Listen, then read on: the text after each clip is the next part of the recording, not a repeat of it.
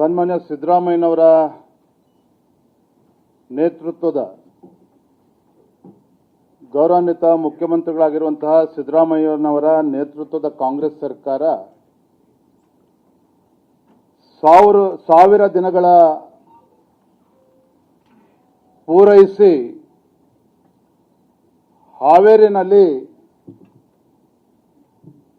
ಒಂದು ಬೃಹತ್ ಸಮಾವೇಶ ಸಂಭ್ರಮಾಚರಣೆಯನ್ನ ಹಮ್ಮಿಕೊಂಡಿದ್ದಾರೆ.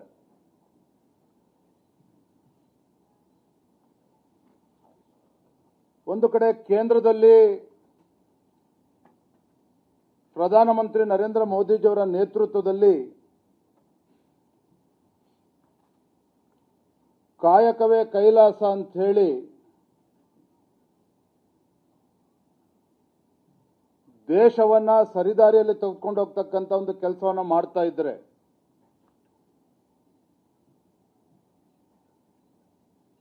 ಈ ದೇಶದಲ್ಲಿರ್ತಕ್ಕಂಥ ಬಡವರು, ರೈತರು, ಮಹಿಳೆಯರು, ಯುವಕರು ಅವರ ಬದುಕನ್ನ ಕಟ್ಟಿಕೊಡುವಂತಹ ಒಂದು ಕೆಲಸವನ್ನ ಪ್ರಧಾನಮಂತ್ರಿ ನರೇಂದ್ರ ಮೋದಿಜಿಯವರು ಮಾಡ್ತಾ ಇದ್ರೆ, ನಮ್ಮ ರಾಜ್ಯದಲ್ಲಿ ಒಬ್ಬ ಅನುಭವಿ ಮುಖ್ಯಮಂತ್ರಿಗಳು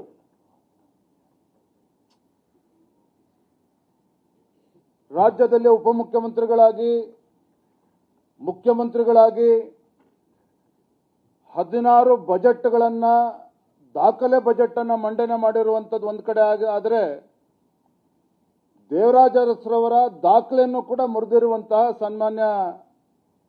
ಮುಖ್ಯಮಂತ್ರಿ ಸಿದ್ದರಾಮಯ್ಯನವರು ಅವರ ಯೋಜನೆಗಳು ಹೇಗಿದೆ ಅಂತ ಹೇಳಿದ್ರೆ, ನರೇಂದ್ರ ಮೋದಿಜಿಯವರು ಬಸವಣ್ಣನವರ ಕಾಯಕವೇ ಕೈಲಾಸ ಅಂತ ಹೇಳಿದ್ರೆ ಅದನ್ನ ಪಾಲನೆ ಮಾಡ್ತಾ ಇದ್ರೆ, ಮುಖ್ಯಮಂತ್ರಿ ಸಿದ್ದರಾಮಯ್ಯನವರು ರಾಜ್ಯದ ಜನರಿಗೆ ಕಾಯುವುದೇ ಕೈಲಾಸ ಅನ್ನೋ ರೀತಿಯಲ್ಲಿ ಸತಾಯಿಸ್ತಾ ಇರುವಂತದ್ದು ಕೂಡ ನಾವು ನೋಡ್ತಾ ಇದ್ದೇವೆ.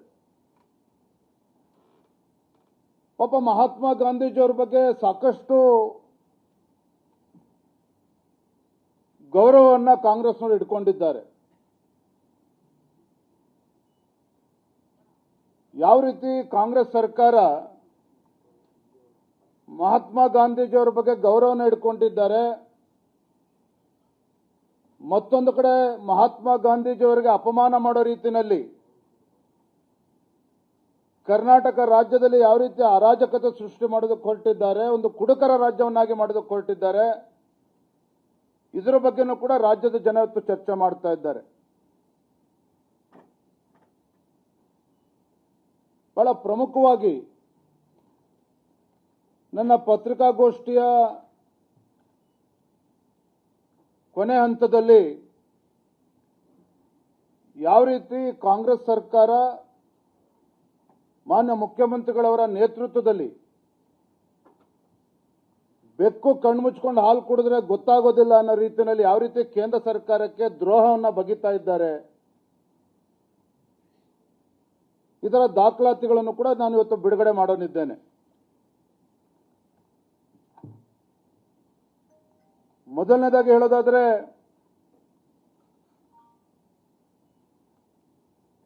ಏನು ನಾವು ಕನ್ನಡದಲ್ಲಿ ಒಂದು ಗಾದೆ ಇದೆ,